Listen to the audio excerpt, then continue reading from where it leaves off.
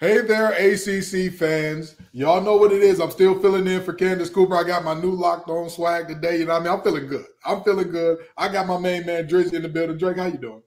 I'm chilling, my guy, ready to get some money, and I'm counting up for the folks out there.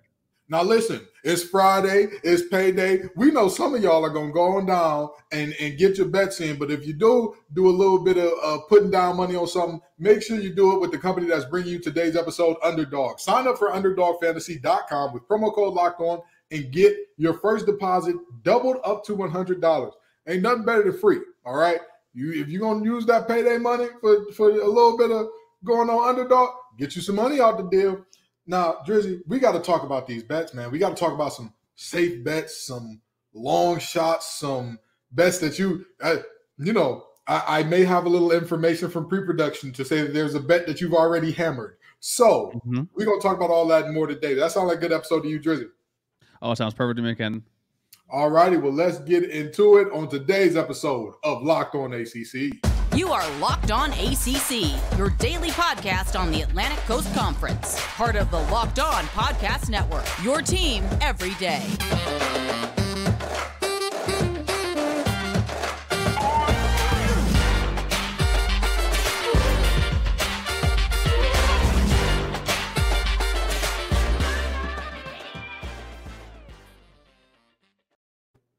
Now, before we get into this, I don't know if Candace does this, but this is the only thing that I'm going to do that's different from what Candace does, okay? If you are a bettor out there, if you're putting money down out there, please do so responsibly. You hear me? I don't want to hear nobody coming after Drake talking about, you told me to hammer the over and the starting quarterback got hurt. I don't want to hear it. I don't want to hear y'all talking about Drake told you the props that you need to get and Kenton backed them up and said that quarterback was a lock for 300 video. I don't want to hear it. Only bet what you can stand to lose. Only wager what you can stand to comfortably lose, okay? There ain't no uncut gems out here. Adam Sandler ain't coming through that door, okay? Anywho, Drake, how you doing this wonderful Friday, man? I'm good, man. I'm good. I'm glad it's going to be Friday. You got the weekend coming up. It's supposed to be finally a beautiful day this weekend. So Saturday, I'm going to the pumpkin patch with my fiance, get some photos, kind of be out there. And also get a haircut because, your boy is kind of getting scraggly over here. So I understand, man. My hair grows out scraggly all the time, too. Just I can tell you. Yeah. A mess up there. But, Drake, you got to tell me, man. Let's get the fans started on something nice and easy. Let's get them started on something they want to hear. What's the bet that you're taking? What's the bet that you're like, I'm already in on it. Y'all need to get in on it. Locked On ACC trying to give you some free money on this Freestyle Friday. Should we just go there right now? The one I mentioned to you before then? Because that's the music of the week. Okay, so Kenton, do you know the old saying that good teams win, but great teams cover? Great teams cover, yep. Miami's neither of those. So right now, Duke is +9. Duke opened at +9. Folks, Miami hasn't covered a game against an FBS opponent all season. They are 0-5. Their first game against Bethune-Cookman, FCS school, one of basically the middle tier kind of FCS schools out there, beat them 17-13. But overall, Miami, they're struggling. They barely covered against a Virginia Tech team that, quite frankly, had Izzy Abanaconda score 6 touchdowns, break Tony Dorsett's record. And this is a team with Duke that it's tough. It's hard as nails. And then with Miami, they also have Florida State in about 2 weeks. To me, it's a game with +9. I do not understand why Miami's favored here, even though it is at home. Ken, you've seen the crowd shots at the Hard Rock, right? There's like no one that goes to those games. So to me, Duke at +9, that's stealing money at this point. Honestly, let's just we'll get back to the bets, but I need to talk about this for just a second. ESPN, ACC Network, whoever is covering Miami games. Y'all are doing them a disservice when you show the crowd shots. Stop it.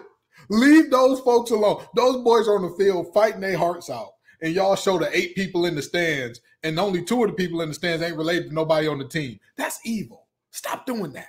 Stop it. Leave Miami alone. The Canes are going to be back eventually, probably, maybe. Who knows? But anywho, so I agree with you that this Duke team, I've talked about it all week. If Candace Cooper has a partner, boyfriend, girlfriend, wife, whatever, they got to be jealous of how she feels about Elko. I got to know that much. She loves her some Elko. She loves that man, and she swears by him. But you know what? Duke is playing in a way. It's justifying that love affair a little bit. It's justifying the love fest that she's throwing over him. And so to say that you don't see this Miami team covering 9, I mean, what team, what FBS team has Miami beaten by double digits? If we're talking about a 9-point, if we're talking about a 9-point spread here, has there been one? I'm not sure. Miss. That's it. Southern missed the second game of the season, and that was the game before they played Texas A&M, and then got blown out by Middle Tennessee State, and then they lose to UNC, and then all those games were single digits, but overall Miami hasn't covered since the first week of the year, right. Which you're going to be your most prepped, your most ready, and also you're going up against an FCS opponent. Now, we'll say for Miami fans out there, Tyler Van Dyke does look slightly more improved. Josh Gass is allowing him to throw the ball a little more. They're evolutionizing their offense, as Alex Donald said yesterday. And the Duke Blue Devils' pass defense isn't great. And now we see Colby Young and basically coming along. But to me, you don't give Miami 9 points. You don't give Miami 9 points against anybody. So overall, to me, this is a game where Miami's going to win, in my personal opinion. Because it also helps my bet with Candace.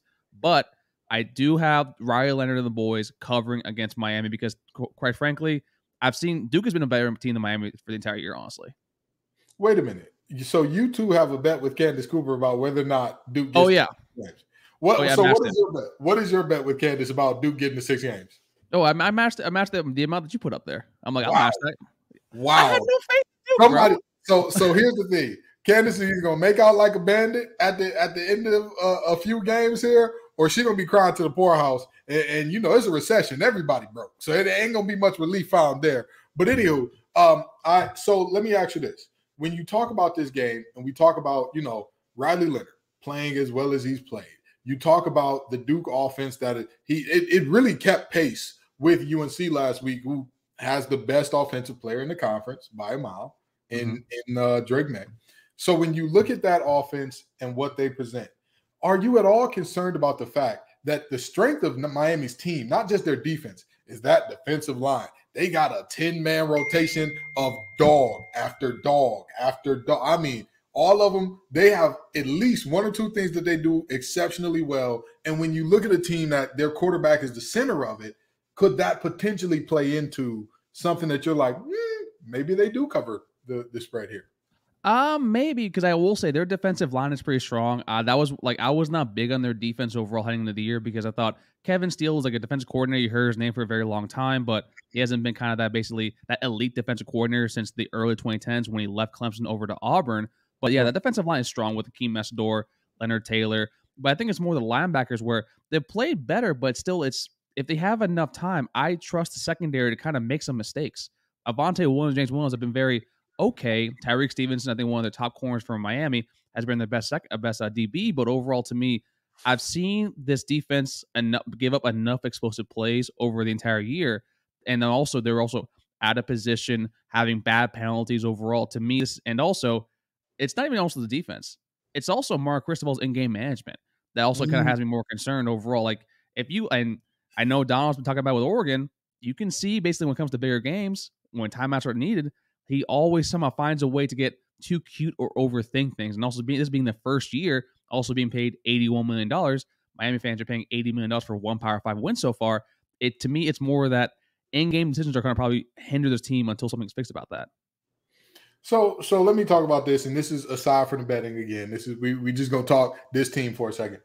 If Miami loses to Duke, okay, because we know if Duke loses to Miami, Pry is playing with Church's money at this point. Like, nobody expected them to get to 5, 6, 7. Yeah, I think anything beyond about 5 wins, you were kind of high on Duke. You were very high on Duke. So nobody's going to say anything if they lose this game. But if Miami loses this game, does that loud minority get bigger in terms of people saying, Cristobal's got to go, get him out of here? I mean, they'll get louder, but that's kind of how it is down there, too. Like, you saw it also with Taggart, too, in his first year. Now, granted, that was like a little bit of a different story overall, but it is going to get louder. But I think I'm of the personal opinion that I think Mark Cristobal, if you have the right pieces around him, there you also get the right kind of resources with him, he can be a quality head coach. I actually do like Mark Cristobal a lot, but do I think they will get louder? Of course they will. I mean, I don't know if you've ever seen Miami Twitter overall, like how they react to these sort of things. Oh, it's wild. It's wild. It's entertaining too, but also they will get louder. But I do think that basically the fan base needs to be patient because I'm in the camp that you need to give a head coach 3 to 4 years to see actually where they're headed because He does need to bring in some of his own high school players. Transfer portal, he's been using that very well. So looks like a lot of hits with Akeem Mesdor and Darryl Jackson along the defensive line. But you do need to see kind of how you want to move forward, because also, in my personal opinion, he's starting TVD while he was good last year. I don't think that's the QB that he wants to kind of, put all of it onus on, to be honest with you. Well, if TVD is looking for a place, I know some folks I'm pointing the wrong way, over in Raleigh potentially, that may be in the market for a quarterback next year, Mr. Van Dyke. Just throwing that out there, not saying that he needs to go anywhere, because I'm being objective as the new host of Locked On ACC for the week. So, I'm just letting you in on that. And like I said, on this Freestyle Friday, we trying to give you some free money. You know who else is? Underdog Fantasy. Trust me, this is a place where you just got to go to Underdog's website, create an account, look at the different pick'em choices for your team each week. And trust me, the players that you want to bet on, they're going to be on that website. The players that you want to put something down on, they're going to be on that website. We have selections available for every single game, including if you think Tyler Van Dyke is going to have more than 240 and a half passing yards. If you think that somebody else from another team is going to be having a breakout game this week, trust me, go to Underdog to make your picks. It's easy to play and available in over 30 states. Just pick 2 to 5 players across any team, not just teams in the ACC, and decide if they'll finish higher or lower. So sign up with promo code Locked On, all one word, and Underdog will double your first deposit up to $100. Deposit $100, get $100 free. Go to UnderdogFantasy.com or find the Underdog Fantasy app in the App Store or Google Play Store. Trust me, that's Underdog Fantasy. Locked On is the promo code. Get in on the college football pick'em action today. So now, Drizzy, we got the easy one out the way. We got the easy one. We got the one that you need to love and embrace. We got the one that, you need to be all over. Now tell me, who's the finest girl in the club that is trouble? Her last couple exes then got shot and stabbed and all that by her brothers, but she looked good, so you might think about it. What's the sexy pick that you're just like, I ain't going to touch that one with a 10-foot pole? Pittsburgh, Louisville. That game to me is just screams trouble. It's just, you see right now, Pittsburgh is an underdog by 2.5 points away over at Louisville. I mean, I don't know if you heard me mainly on here. I am not a big fan of Scott Satterfield, but I do like Malik Cunningham. But we've seen that team basically be very Dr. Jekyll, Mr. Hyde. We have no idea what this team is overall. So that, to me, this game, it's hard to actually pinpoint it, because I don't think Pittsburgh that good either. I don't think Kane Slovis, I thought he was going to be actually a lot better this year. And so far, he's been I don't think he's even the best QB in that room right now, to be honest with you. So to me, look at the total instead. Over 55, under 55. Don't look at the spread. I'm going to go probably under 55 here, because I can definitely see Pittsburgh defense might kind of maybe win the game out here. All right. I'm going to tell you something. I told everybody at the beginning of the season, I said, I don't believe in Slovis. I said, there were many problems at USC, and he was one of them. He was not the guy that was like, oh, just bless his heart. He's doing everything he can, and that team's just so bad in so many. He was bad too. He was part of the bad. He was that, but we're not going to get into that right now. I agree with you. That game, because both teams have shown Dr. Jekyll and Mr. Hyde. I mean, you look at Pitt. Pitt has a conference loss to Georgia Tech with an interim head coach, with Jahmyr Gibbs now playing in Tuscaloosa. Ladies and gentlemen of the jury, I think the case rests peacefully here and Pittsburgh is the better of the two teams, I would like to say, the overall composition of the entire team. I just think Louisville has the best player in this game in Malik Cunningham. So this game, very mercurial. I wouldn't bet on it. I wouldn't touch it with a 10-foot pole. But, some folks might do it. Some folks might do it. And again, if you're going to do it, do so responsibly. Do so with money you got to lose. Now, we got to get into these other games as well, because there's lots of action coming our way. We got Virginia Tech and Georgia Tech. Oh, I'm sorry, not Virginia Tech and Georgia Tech. I'm sorry. Syracuse and Clemson. Talk to me about this top 15 matchup. Nobody is giving Syracuse a chance to keep it close. Tell me this. You said good teams win, great teams cover. What is Clemson? Are they good? Are they great? Or are they neither?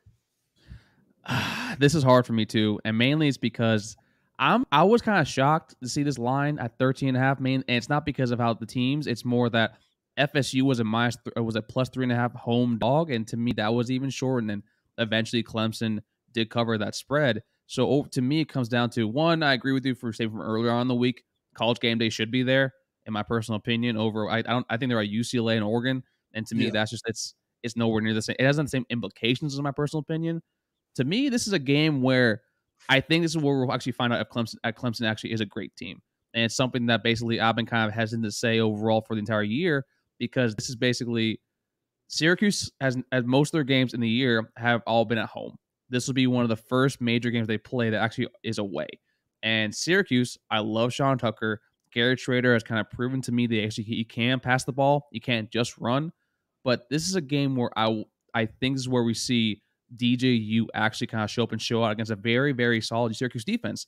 And also, to another earlier point you had in the week, Syracuse, who exactly have they beaten soundly? Or who have they played overall? But let me say this, and let me say this in Syracuse's defense now, because everybody's been leaning on Syracuse all week, talking about who have they played. And I understand that. That's fair. That's fair. Yeah. No, I like Dino too. I mean, I'm like, listen, I'm right there with you. Hey, look, and here's my thing. Here's my only thing about Syracuse. You can only play who's in front of you. They can't control. Like me and you talked about this in pre-production. I got a bone to pick with y'all folks down there in Florida Capital. You know, anytime you see Florida man in an article, you know something went wrong. And all we had to see this time was Florida man hurts Devin Leary. And I said, what? He did what to Devin? Now, granted, I saw it live in real time, but that's neither here nor there. Ladies and gentlemen, this thing is rather simple to me. This Syracuse team, while they do catch heat for, again, they barely beat Purdue, and that game with NC State was a one-possession game, even with a 2-quarterback rotation and offensively. I'll tell you what, the folks who listen to OANN ain't as conservative as Tim Beck was calling plays there. I mean, Jesus Christ. That man said, hey, we just happy to be here. We just all right to be in the Carrier Dome. We're close, and that's all that matters to me, folks. So I understand that. But again, Syracuse can only play who's in front of them. They can only play who's in front of them. And every game that they played the folks in front of them so far, they've beaten that team. The only thing that worries me about this game for Syracuse is some words that Dino Babers said after last game. He said, our goal coming into the season was to get these guys to a bowl game, and we've done that now. And he went on to say some more stuff about we still got a lot in front of us and all that. But to me, I get that that's a goal. Don't say that out loud no more. You're 6-0, dude. Act like you the big dogs on the block. Hey, well, our goals, we're resetting expectations as we go. We're resetting it in real time. Whatever you thought we were coming into the season, how you like us now? Take that for data, like Frisdale, smack it on the table and walk on out. That's what you do, Dino. That's what you do, all right? Now, and looking at these other games, because we're running out of time here, but in talking about Boston College, Wake Forest, tell me, does BC stand a chance of making sure Wake doesn't cover? No. I mean, listen, that offensive line for Boston College is probably the worst offensive line I've seen in the ACC in quite some time. And I'm talking about including Florida State's offensive lines in 2018, 2019 that were just not great. I mean, it also comes down because that entire line has been decimated by injury. Also, a majority of them have gone on to the NFL.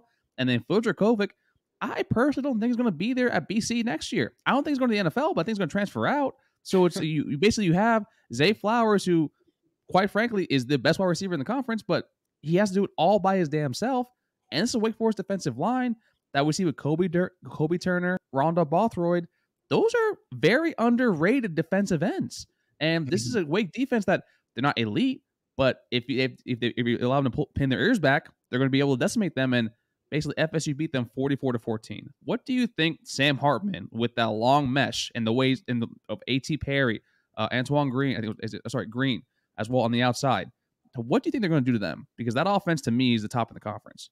I've told people a lot this year that, I'm not one of those guys that's a delusional former player that's like, oh, these new guys, they couldn't play in my generation and we would have whooped them and da-da-da-da-da. No, players get bigger, stronger, faster. Their technique gets better. It's how the game evolves. With that being said, I know for a fact, if I played against Boston College tomorrow, I'd get a sack or two up off them. I know for a fact. If you gave me 30 snaps against Boston College. Give me like 2 weeks to train and get in shape and get my handwork back together.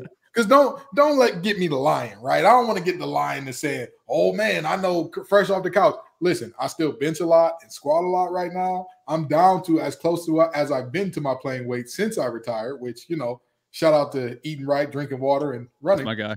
But with that being said, no more $30 trips to Taco Bell either. You know what I mean? That's something. Live mass, bro. We're talking about live mass. But anywho, the reality is that offensive line is just god awful, and they don't seem to be responding to Phil Dracovic well either. Like they don't. You watch their body language, you watch the way that they kind of interact, and it's just like that.